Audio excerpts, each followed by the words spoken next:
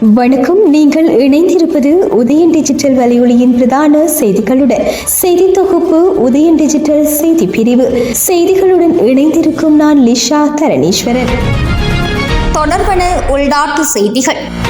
Vaddukoddai police பிரிவுக்கு உட்பட்ட பொன்னாலை தெற்கு நெல்லியான் பகுதியில் உள்ள கசிப்பு உற்பத்தி செய்யும் இடமொன்று இன்று காலை வட்டுக்கோட்டை போலீசாரால் சுற்றி வளைக்கப்பட்டுள்ளது. இதன்போது 166 லிட்டர்கள் கோடா 10.5 லிட்டர் கசிப்பு என்பவற்றுடன் கசிப்பு உற்பத்திக்கு பயன்படுத்திய 2 பெரிய கொள்கலன்கள், 2 சிறிய கொள்கலன்கள், 2 செப்பு சுருள் என்பன கைப்பற்றப்பட்டுள்ளதுடன் 21 வயதுடைய சந்தேக நபர் ஒருவர் கைது செய்யப்பட்டுள்ளார். வட்டுக்கோட்டை போலீஸ் நிலையத்தின் பொறுப்பு அதிகாரி CI அவர்களது தலைமையின் கீழ் இயங்கும் போலீஸ் குற்றத்தடுப்பு பிரிவு பொறுப்பு அதிகாரி, கட்டியாராய்ச்சி போதைப் பொருள் தடுப்பு பிரிவு பொறுப்பு அதிகாரி SI Ratnayake, PS Ratnayake, PC Wijeratne, PS Ratnayake, PC பத்திராஜ, PC மெகிர்சன், PC Perera ஆகியோரை உள்ளடக்கிய போலீஸ் குழுவினரால் இந்த கைது நடவடிக்கை முன்னெடுக்கப்பட்டது. சந்தேக நபரிடம் மேலதிக விசாரணைகளை மேற்கொண்டு பின்னர் அவரை மல்லாகம் நீதிமன்றத்தில் முற்படுத்துவதற்கான நடவடிக்கைகளை போலீசார் மேற்கொண்டு வருகின்றனர். மாத்தறையில் இருந்து காலி நோக்கி பயணித்து தொடருந்துடன் சிறிய ரக லொரியொன்று மோதியதில் ஒரே குடும்பத்தை சேர்ந்து 2 உயிரிழந்துள்ளதுடன் 4 படுகாயம் அடைந்து மருத்துவமனையில் சேர்க்கப்பட்டுள்ளனர். இவ்விபத்தானது வெலிகம பொல்லத்து பகுதியில் நேற்றைய தினம் இரவு தொடருந்து கடவையில் இடம்பெற்றுள்ளது. விபத்தில் காயமடைந்து குடும்பத்தை சேர்ந்து ஏனைய 4 மாத்தறை பொது மருத்துவமனையில் சேர்க்கப்பட்டுள்ளதாகவும் பெண் ஒருவரின் நிலைமை கவலைக்கிடமாக உள்ளதாகவும் மருத்துவமனை வட்டாரங்கள் தெரிவிக்கின்றன. தொடர்ந்து வருவதாக சமிக்ஞைகள் ஒளிரும் வேளையில் அருகில் இருந்தவர்கள் எச்சரித்ததையும் மீறி லொரி தொடருந்து கடவையின் ஊடாக செல்ல முற்பட்ட போதே இவ்விபத்து இடம்பெற்றுள்ளதாக தெரிவிக்கப்படுகின்றது. சம்பவத்தில் லொரியின் சாரதியான 34 வயதான தெளிவ பெரமுனகி மற்றும் அவரது தாத்தா PK சுகததாச என்பவருமே உயிரிழந்துள்ளனர். காயம் அடைந்தவர்களில் உயிரிழந்த சாரதியின் 1 மற்றும் 7 வயதுடைய 2 பிள்ளைகள், அவரது மனைவி மற்றும் அவரது மனைவியின் தாயார் ஆகியோர் மாத்தறை பொது மருத்துவமனையில் சிகிச்சை பெற்று வருவதாக கூறப்படுகிறது. ஜனாதிபதி அனுரகுமார திசநாயக்கவின் ஆட்சியின் கீழ் EPDPயின் செயலாளர் நாயகமும் முன்னாள் கடற்றொழில் அமைச்சருமான டக்ளஸ் தேவானந்தா மற்றும் முன்னாள் ராஜாங்க அமைச்சரும் தமிழ் மக்கள் விடுதலை புலிகள் கட்சியின் தலைவருமான பிள்ளையான் எனப்படும் சிவனேசதுரை சந்திரகாந்தன் ஆகியோர் கைது செய்யப்படுவார்கள் என அரசியல் ஆய்வாளர் மற்றும் புலனாய்வு செய்தியாளர் MM நிலாம்தீன் தெரிவித்துள்ளார். குறித்த விடயத்தை நேற்றைய தினம் ஊடகம் ஒன்றிற்கு வழங்கிய நேர்காணல் ஒன்றில் கருத்து தெரிவிக்கும் போது அவர் குறிப்பிட்டுள்ளார். இது தொடர்பாக அவர் மேலும் தெரிவிக்கையில், இதுவரையில் டக்ளஸ் மீது குற்றச்சாட்டுகள் பெருமளவில் முன்வைக்கப்படவில்லை. ஆனால் இனிவரும் காலங்களில் அவர் மேலிருந்து ஏராளமான குற்றச்சாட்டுகள் வெளிவரும். இனிவரும் காலங்களில் நீதி மற்றும் சட்டத்தினுடனான ஆட்சி முன்னெடுக்கப்பட போகின்ற நிலையில் நீதியின் அடிப்படையில் டக்ளஸ் நிறுத்தப்பட்டால் அவர் மீது குற்றச்சாட்டுகள் வெளிவரும். கொஞ்சம் பொறுத்து இருந்தால் டக்ளஸ் மீதான ஏராளமான குற்றச்சாட்டுகள் அடுத்தடுத்து முன்வைக்கப்படும். டக்ளஸ் மீது இளைஞர்கள் மீதான கொலை வழக்குகள் மற்றும்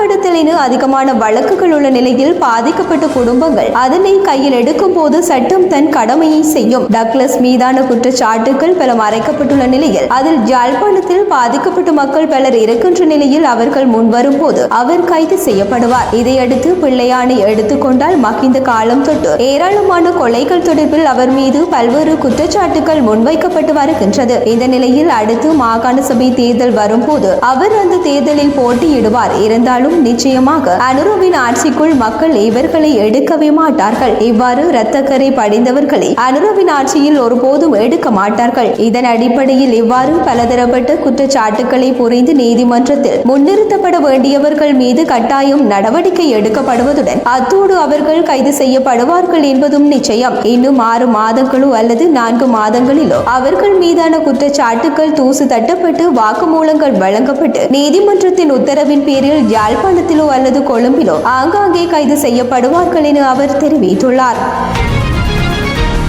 இந்த ஆண்டு நடைபெற்ற பொது தேர்தலில் பதிவான வாக்குகளில் 6,67,240 வாக்குகள் நிராகரிக்கப்பட்டுள்ளதாக தேர்தல் ஆணைக்குழு தெரிவித்துள்ளது. இந்த ஆண்டு 1,71,40,354 வாக்காளர்கள் தேர்தலுக்கு தகுதி பெற்றுள்ளதாக அதன் ஆணையாளர் நாயகம் சமன் ஸ்ரீ ரத்நாயக்க தெரிவித்துள்ளார். அவர்களில் சுமார் 1,18,15,246 பேர் வாக்களித்துள்ளதாகவும் அவர் தெரிவித்துள்ளார். அத்துடன் 5 3,25,108 வாக்காளர்கள் அடங்கிய குழு இந்த நாடாளுமன்ற தேர்தலில் வாக்களிக்கவில்லை என தெரிவிக்கப்படுகின்றது.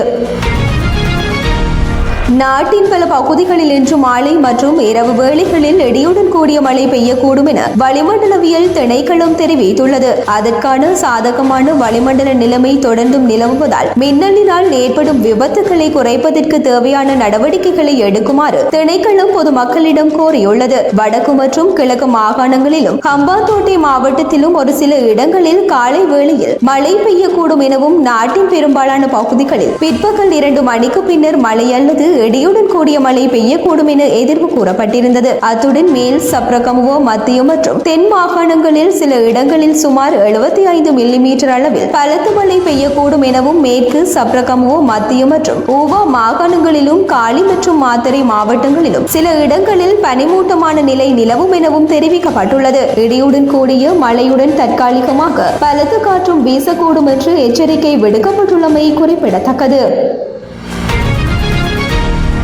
நாடாளுமன்ற தேர்தலில் தனி பெரும்பான்மையை பெற்றுள்ள ஜனாதிபதி அனுரகுமார திசாநாயக்க தலைமையிலான தேசிய மக்கள் சக்திக்கு உலக நாடுகள் வாழ்த்துக்களை தெரிவித்து வருகின்றன. இந்த நிலையில் ஜனாதிபதியின் தலைமைத்துவம் மற்றும் அவரது தொலைநோக்கு பார்வை என்பவற்றின் மீது மக்கள் கொண்டுள்ள நம்பிக்கை இந்த தேர்தலின் ஊடாக வெளிப்படுத்தப்பட்டுள்ளதாக பாகிஸ்தான் பிரதமர் ஷெஹபாஸ் ஷெரீப் தெரிவித்துள்ளார். தமது பக்கத்தில் அவர் தமது வாழ்த்துக்களை பதிவிட்டுள்ளார். இதேவேளை இலங்கையின் நாடாளுமன்ற தேர்தலில் தெரிவு செய்யப்பட்ட வேட்பாளர்களுக்கு வாழ்த்து தெரிவிப்பதாக இலங்கையில் உள்ள ஜப்பானிய தூதரகம் தெரிவித்துள்ளது. இலங்கையுடனான ஆழமான நம்பிக்கை மற்றும் நட்பை தொடர்ந்து முன்கொண்டு செல்வதற்கு எதிர்பார்ப்பதாகவும் ஜப்பானிய தூதுவர் அக்கியோ இசோமாடா தெரிவித்துள்ளார்.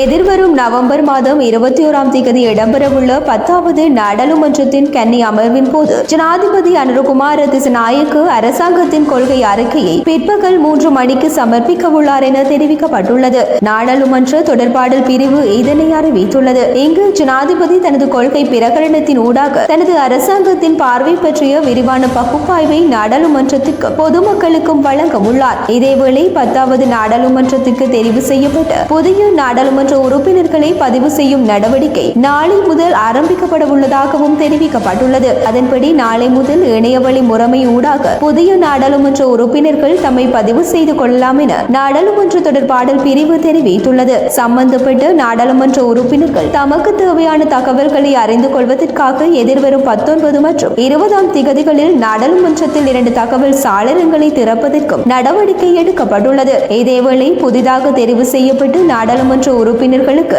நாடாளுமன்ற மரபு மற்றும் நாடாளுமன்ற விவகாரங்கள் தொடர்பில் 3 நாள் செயலமர்வு நடத்த திட்டமிடப்பட்டுள்ளது. 25, 26, 27 ஆகிய திகதிகளில் செயலமர்வு நடைபெறுகின்றது. இது தொடர்பான வர்த்தமானி அறிவிப்பு இன்றைய தினம் வெளியிடப்படவுள்ளமை குறிப்பிடத்தக்கது.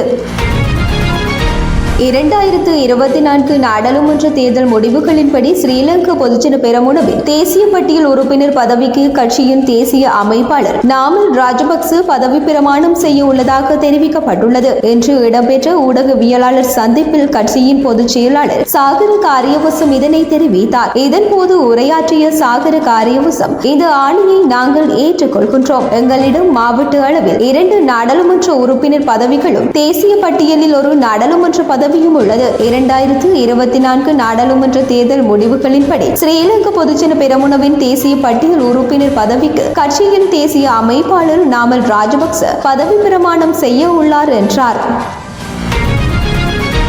யாழ்ப்பாணம் கிளிநொச்சி தேர்தல் மாவட்டத்தில் நாடாளுமன்ற தேர்தலில் சுயேட்சை குழுவாக போட்டியிட்டு வெற்றி பெற்றுள்ள மருத்துவர் அர்ச்சுனா 2.5 வருடங்களில் தனது நாடாளுமன்ற உறுப்பினர் பதவியை ராஜினாமா செய்ய போவதாக தெரிவித்துள்ளார். சுயேட்சை குழுவாக நாடாளுமன்ற தேர்தலில் போட்டியிட்ட மருத்துவர் அர்ச்சுனா தங்களுக்கு 2க்கும் மேற்பட்ட ஆசனங்கள் கிடைக்கும் என்று தேர்தலுக்கு முன்னர் எதிர்வு கூறியிருந்தார். ஆயினும் அவரது சுயேட்சை குழுவுக்கு ஒரு ஆசனமே கிடைத்துள்ளது. தேர்தல் முடிவுகள் வெளியாகிய பின்னர் சமூக வலைதளத்தில் கருத்து தெரிவித்துள்ள மருத்துவர் அர்ச்சுனா தனது நாடாளுமன்ற உறுப்பினர் பதவியை 2.5 வருடங்களில் ராஜினாமா செய்து தனது கட்சியில் உள்ள மற்றொரு பெண் வேட்பாளருக்கு வழங்க உள்ளதாக தெரிவித்துள்ளார். நாடாளுமன்ற உறுப்பினர் பதவியை ராஜினாமா செய்த பின்னர் மாகாண சபை தேர்தலில் போட்டியிட தீர்மானித்துள்ளேன் என்று அவர் குறிப்பிட்டுள்ளார். இலங்கை நாடாளுமன்ற தேர்தலில் ஆசனத்தை கைப்பற்றிய ஒரே ஒரு சுயேட்சை குழு என்ற சிறப்பை யாழ்ப்பாணம் தேர்தல் மாவட்டத்தில் ஊசி சின்னத்தில் போட்டியிட்ட மருத்துவர் அர்ச்சுனா தலைமையிலான சுயேட்சை குழு 17 தரப்பினர் பெற்றுள்ளமை குறிப்பிட்டார். குறிப்பிடத்தக்கது. தொடர்பான இந்திய செய்திகள். உத்தரப்பிரதேசத்தின் ஜான்சியில் உள்ள அரசு மருத்துவமனை மருத்துவ கல்லூரியில் ஏற்பட்ட தீ விபத்தில் 10 குழந்தைகள் உயிரிழந்த நிலையில் அவர்களின் குடும்பங்களுக்கு பிரதமர் மோடியும் உத்தரப்பிரதேச முதல்வர் யோகி ஆதித்யநாத்தும் நிவாரண உதவிகளை அறிவித்துள்ளனர். பிரதமர் நரேந்திர மோடி வெளியிட்டுள்ள அறிவிப்பில், உத்தரப்பிரதேச மாநிலம் ஜான்சி மருத்துவ கல்லூரியில் ஏற்பட்ட தீ விபத்து நெஞ்சை உழுக்கும் வகையில் உள்ளது. அப்பாவி குழந்தைகளை இழந்தவர்களுக்கு எனது ஆழ்ந்த அனுதாபங்கள். அவர்களுக்கு இந்த துயரத்தை தாங்கும் சக்தியை தர இறைவனை பிரார்த்திக்கின்றோம். மாநில அரசின் மேற்பார்வையின் கீழ் உள்ளூர் நிர்வாகம் நிவாரணம் மற்றும் மீட்புக்கான அனைத்து முயற்சிகளையும் மேற்கொண்டு வருகின்றது. தீ விபத்தில் உயிரிழந்தவர்களின் உறவினர்களுக்கு PMNRF இல் இருந்து ரூபாய் 2 லட்சமும், காயமடைந்தவர்களுக்கு தலா ரூபாய் 50,000 வழங்கப்படும் என தெரிவித்துள்ளார்.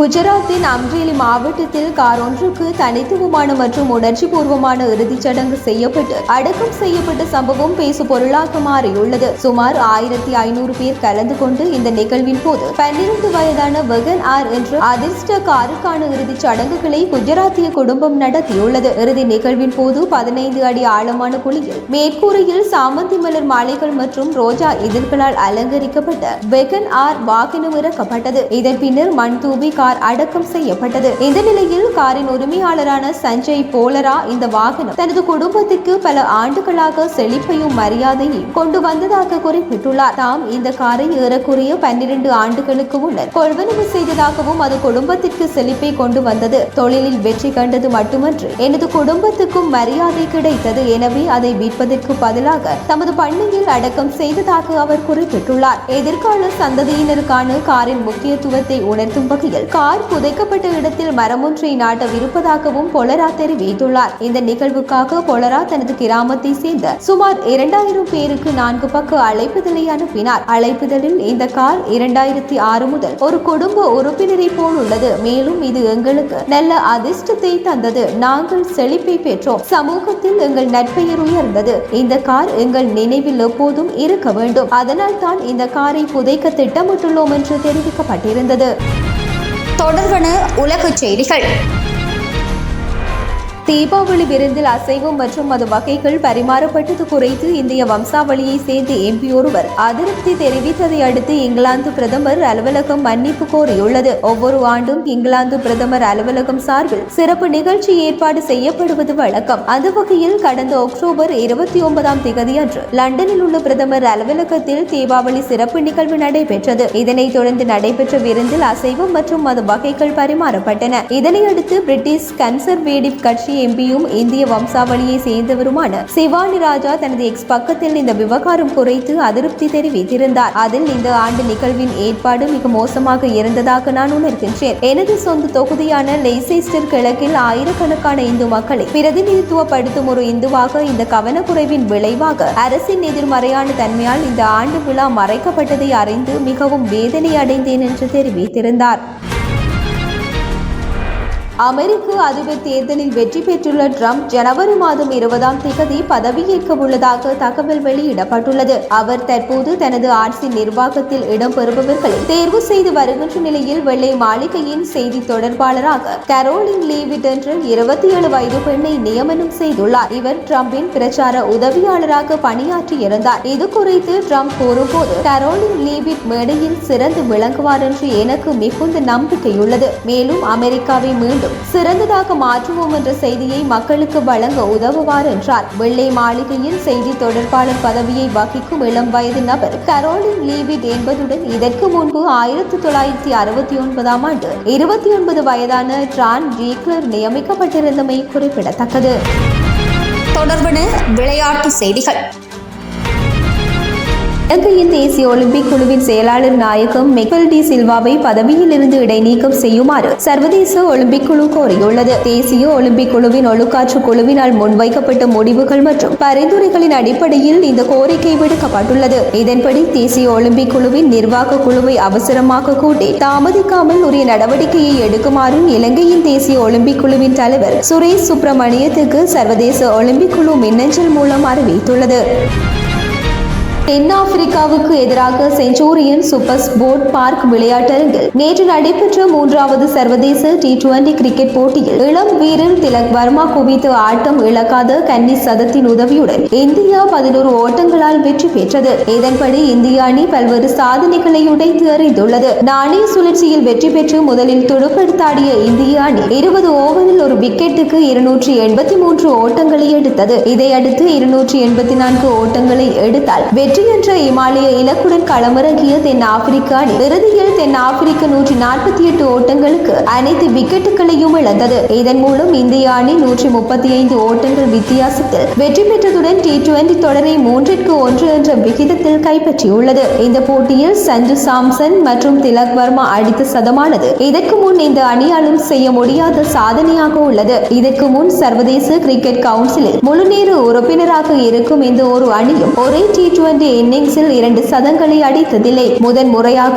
இந்திய அணி அந்த சாதனையை படைத்துள்ளது. இவர்கள் இருவரும் 2வது விக்கெட்டுக்கு 210 ஓட்டங்கள் சேர்த்தனர். அதுவே சர்வதேச T20 போட்டிகளில் இந்திய அணியின் மிகப்பெரிய கூட்டணியாகும். இந்த போட்டியில் இந்திய அணி சர்வதேச T20 போட்டிகளில் அதிக சிக்ஸ் அடித்த சாதனையை செய்தது. இந்த ஒரே போட்டியில் இந்திய அணி 23 சிக்ஸர்களை அடித்திருந்தது. Sanju Samson 9 six, Abhishek Sharma 4 six, Tilak Varma 10 six அடித்திருந்தனர். இந்த தொடரில் சஞ்சு சாம்சன் 2 முறையும் திலக் வர்மா 2 முறையும் சதம் அடித்திருந்தார்கள். இதன் மூலம் இந்திய அணி ஒரே ஆண்டில் 7 சதங்கள் அடித்த அணி என்ற சாதனையை செய்துள்ளது. சஞ்சு சாம்சன் ஒரே ஆண்டில் சர்வதேச T20 போட்டிகளில் 3 சதம் அடித்த முதல் கிரிக்கெட் வீரர் என்ற சாதனையையும் படைத்துள்ளார். இந்த போட்டியில் இந்திய அணி 20 ஓவர்களில் 283 ஓட்டங்கள் எடுத்தது. இதுவே இந்திய அணியின் 2வது மிகப்பெரிய T20 புள்ளிகளாகும். இதற்கு முன் வங்கதேச அணிக்கு எதிராக 297 ஓட்டங்கள் எடுத்திருந்ததே இந்தியாவின் அதிகபட்ச புள்ளிகளாகும். மேலும் இதுவே தென்னாப்பிரிக்க மண்ணில் இந்திய அணியின் அதிகபட்ச புள்ளிகளாக உள்ளதுடன் வெளிநாட்டில் இந்திய அணியின் மிகப்பெரிய புள்ளிகளாகவும் அமைந்துள்ளமை குறிப்பிடத்தக்கது. இத்துடன் உதயன் டிஜிட்டல் வலையொலியின் இரவு நேர பிரதான செய்திகள் நிறைவடைகின்றன. தொடர்ந்தும் நாளை காலை நேர பிரதான செய்திகளுடன் இணைந்திருங்கள். வணக்கம்.